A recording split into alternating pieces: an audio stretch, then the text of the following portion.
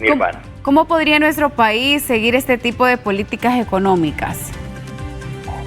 Bueno, en primer lugar, estudiando, conociendo exactamente qué se hizo cuando se habla de una recompra de deuda, que ya lo han hecho otros países, por ejemplo, Ecuador, durante el gobierno del expresidente Rafael Correa, se hizo eso, lo han hecho cada cierto tiempo países como Argentina, y son cuestiones que funcionan, ¿verdad? Porque la recompra de la deuda se refiere sobre todo a deuda que los países han contraído a través de bonos soberanos, como se le llama, generalmente contraída con la banca privada internacional.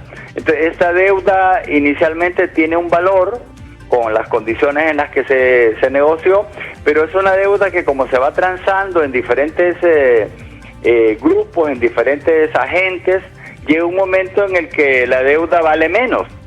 Y entonces, cuando los países deciden comprarla, al final, para no complicar mucho la explicación, lo que ocurre es que los países terminan pagando menos de lo que realmente se habían endeudado al principio. Entonces, es algo muy favorable y rentable, dependiendo pues de la habilidad que tengan los representantes financieros de los gobiernos y obviamente de las oportunidades que hayan en el mercado financiero. Entonces, en el caso de Honduras, tenemos una deuda con bonos soberanos contraída desde el gobierno de Porfirio Lobo, después aumentada con el gobierno del abogado Juan Orlando Hernández, en bonos soberanos, llegó a ser casi de 2.500, 3.000 millones de dólares, ya se pagó una parte y se sigue pagando, pero la parte que está pendiente podría ser objeto de una recompra, de una renegociación, y habría pues que buscar las opciones para Honduras. Como lo repito, Honduras tiene serios problemas de endeudamiento, aún con este gobierno,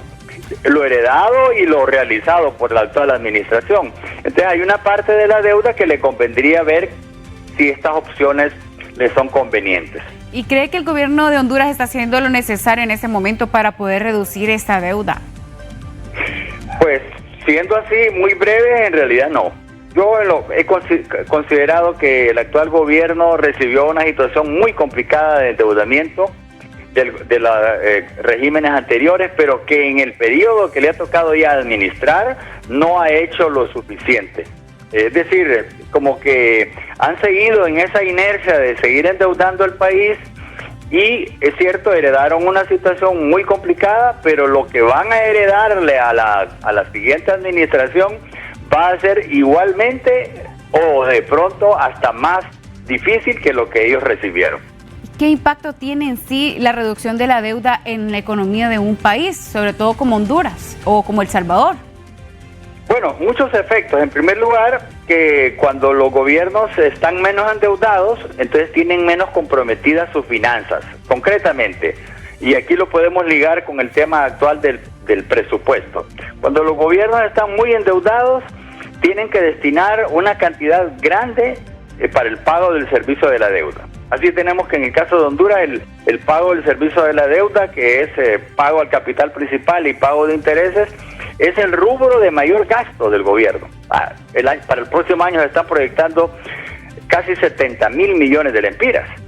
Y en los gobiernos anteriores eran por lo menos unos 50.000 millones de lempiras al año. Eso supera el presupuesto de las Secretarías de Educación, de Salud, que son áreas prioritarias. Entonces, cuando los gobiernos están menos endeudados, sus finanzas están, por decir así, descargadas, están menos comprometidas. Y el otro tema de fondo, por supuesto, con la deuda siempre es en qué se ha utilizado el dinero que se ha tomado prestado. Y ahí es donde los cuestionamientos son mayores, porque a veces se ha tomado dinero supuestamente para construir una obra, para otros temas, pero el resultado de ese endeudamiento no le deja nada significativo al país y sin embargo sí quedamos con el compromiso, y ese compromiso lo tiene que pagar la población a través de sus impuestos, que son de por sí impuestos altos como los que se están pagando en Honduras.